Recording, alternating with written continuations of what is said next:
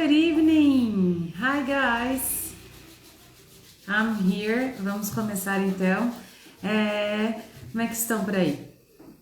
Welcome! Vamos começar então, por favor, enviando para os nossos amiguinhos que devem estar por aqui para a gente começar essa live hoje, falando sobre sotaque diferente, como é que é inglês na Nova Zelândia, na Inglaterra, no Canadá, nos Estados Unidos é diferente, quais são as diferenças, por que são considerados, né, vocabulários diferentes, ou o que você acha da gramática nesse caso. Então, vem comigo para a gente descobrir tudo sobre como é diferente os ingleses, né, os inglês que a gente tem no mundo.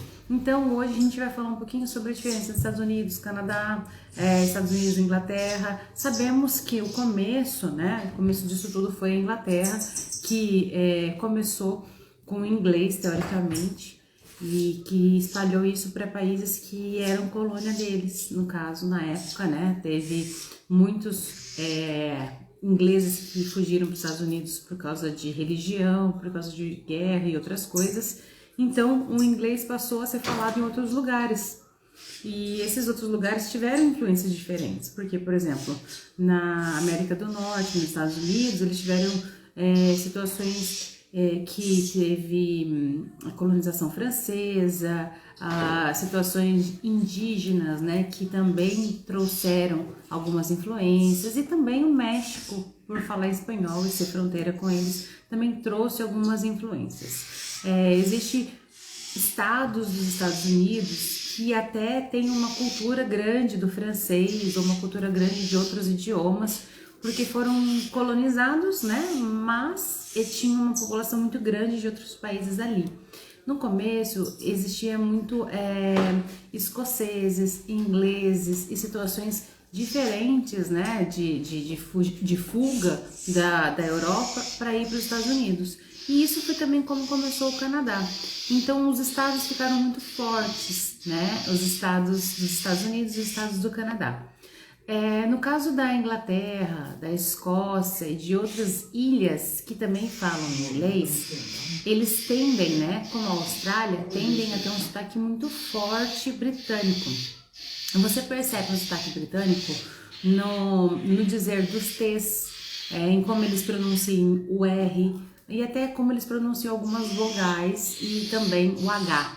Essas são as maiores diferenças, talvez, para você situar entre o inglês de um sotaque mais britânico e o inglês de sotaque mais americano. Na Austrália, como eu falei, ele vem de um sotaque britânico muito forte, porém, como já tem muito tempo que eles se desvencilharam da Inglaterra, você vê palavreados, gírias, como qualquer outro país, bem diferentes, né?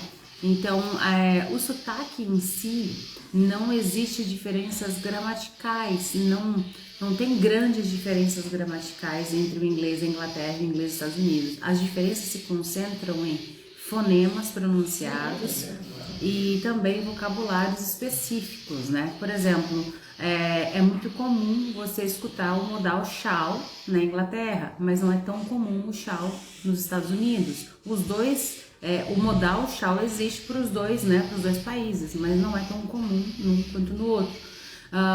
O pronunciar de palavras como água, né, que no inglês americano ele fica water, que vira o T vira um R só, no britânico esse R ele é o A, ele não é nem pronunciado, né? Eu não sou uma pessoa que tem muito conhecimento do inglês britânico no sentido de vocabulário, né, até por não ter ido para lá e tudo mais, mas você percebe em muitas coisas que você assiste de nativos a pronúncia de fonemas que eles falam, né? Por exemplo, mais para cima na Escócia, em vez de falar tomorrow, né, com um som assim, eles falam tomorrow e abre mais o som e continua sendo a mesma palavra, mas é pronunciado bem diferentinho.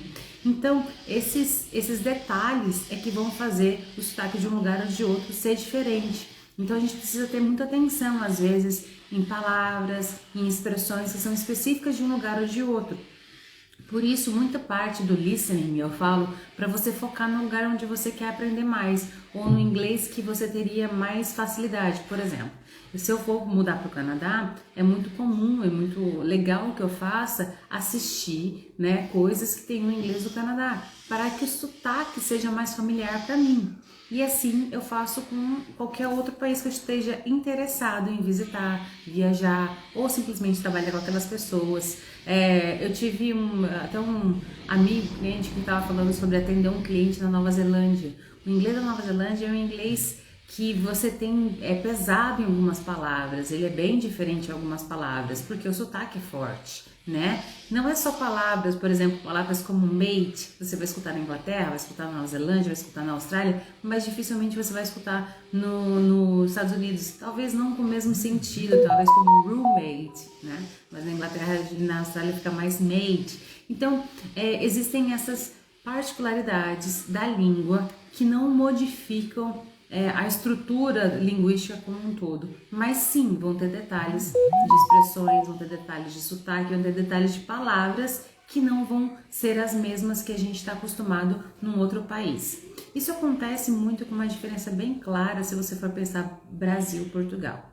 Brasil e Portugal são países que foram colonizados, né? Então, Portugal colonizou o Brasil, então a gente tem essa linguística por causa deles. E a gente teve mudanças durante o período de evolução, e a gente tem palavras que eles não têm, e a gente tem até pontos gramaticais um pouquinho diferentes do que o deles, não no sentido de conjugação, né? Conjugação também, mas não no sentido só de conjugação, mas de regras mesmo do português.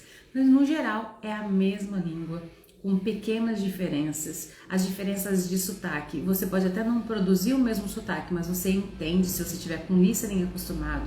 Por exemplo, se eu chegar hoje em Portugal, eu talvez tenha dificuldade de entender o português dele, porque eu não estou tão acostumada a escutar com sotaque tão carregado português, né? E se eles vierem para o Brasil, eles também vão ter um pouco de dificuldade. Portanto, se você aprender o inglês de um lugar ou de outro, você não vai ter problemas grandes, mas você pode sentir um pouco de dificuldade no começo para você se acostumar com aquele listening, criar aquele ritmo de listening, porque cada língua, cada região, principalmente no país como grande como o Brasil, cada região a gente tem um ritmo de fala. No sul eles falam dançando, né? Parece que tá cantando. No Rio eles falam de um jeito meio carioca, tal. Então assim, todas as regiões têm uma característica de ritmo. Assim também acontece com a língua, no caso um pouco mais amplo. Em cada país vai ter uma situação de ritmo diferente. Então, no geral, né, que a gente quer falar, contanto que muda, nesses países muda sim moeda, muda sotaque, tem linguajar próprio no sentido de tem expressões idiomáticas de cada país, porque uma expressão idiomática ela é uma mistura de cultura, ela é uma mistura da língua, né? Ela não é simplesmente uma frase usada, ela tem uma comédia por trás, ela tem alguma coisa por trás. Também muda-se alguns verbos mais usados, alguns modais mais usados, né? De preferências, mas não que não existam no outro país. E assim a gente constrói a pluralidade, que é a língua, e como ela é viva, como a gente sempre fala, a língua é viva, ela está crescendo e se desenvolvendo nos países de forma com que ela receba também as particularidades daquela região. Por exemplo, no Canadá a gente tem uma torta que é muito comum, né? E que a mesma torta às vezes existe nos Estados Unidos, mas com outro nome. Então a gente tem mudanças de nomes, mas não é uma coisa muito grande, mas sim, existem essas pequenas mudanças que vão acontecer de um país para outro e que é muito comum.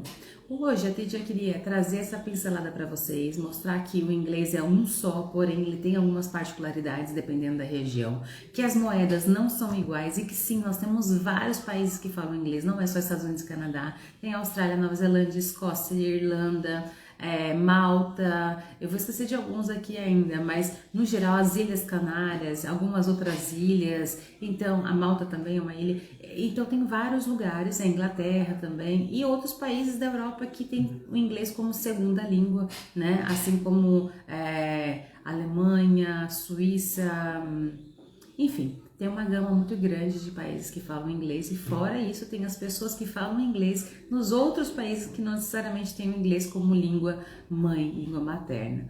Então, esse é o tamanho da importância do inglês. É por isso que o inglês de um país para o outro tem uma certa diferença, mas que ele vai ser o mesmo, né? E então não tem que ficar, eu vou falar o inglês da Inglaterra, vou falar o inglês dos Estados Unidos. Não, você vai falar o inglês, mas se você vai ter um pouco de sotaque, às vezes de um lugar ou outro que você gosta mais, ou que você tem mais conviventes, conversa mais com as pessoas, né? Mesma coisa com o espanhol, mesma coisa com o português. Então, com qualquer língua isso vai acontecer. De qualquer forma, eu queria convidar vocês para o nosso desafio que vai começar agora, dia 5 de julho. Se vocês já estão inscritos, sejam bem-vindos no desafio. Se ainda não se inscreveram, na minha bio tem um link. No dia 5 de julho a gente começa um intensivo de séries todo dia. Todo dia vocês vão me ver em aula, todo dia a gente vai ter exercício. E os exercícios e as aulas são para quê? Para te aquecer, para você começar uma rotina com inglês. Vai ser tudo de graça, eu vou estar aqui junto com você para te guiar no caminho melhor. A gente vai falar sobre várias técnicas, sobre vários exercícios, também vamos treinar você para sair falando nesse desafio. Pelo menos se apresentar, você vai conseguir nesse desafio de 10 dias. Então vem comigo aprender inglês, vem comigo para contar a sua história, vamos juntos mudar essas oportunidades que a gente pode trazer para nossa vida. E eu estou à disposição para ajudar vocês, espero vocês no nosso desafio Liberte o Seu Inglês, que vamos começar. Agradeço a todos por estarem aqui. Sábado a gente tem outra live. Sábado a gente vai falar como aprender inglês com técnicas grátis, como aprender inglês de formas mais fáceis, tá? Então, espero vocês também. Obrigada por terem vindo. See you guys later. Bye bye.